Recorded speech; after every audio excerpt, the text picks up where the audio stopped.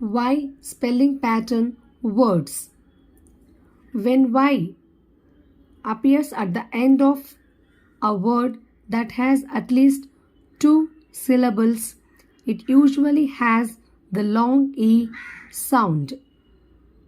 In all these words, Y letter has long E sound. Let us see some examples. B-A, B-A, baby. B-A-L-E, belly. B-A-N-E, bunny. K-A-N-D-E, candy. K-A-L-E, curly. K-E-P-E, creepy. D-A-D-E, daddy. E-Z-E, easy.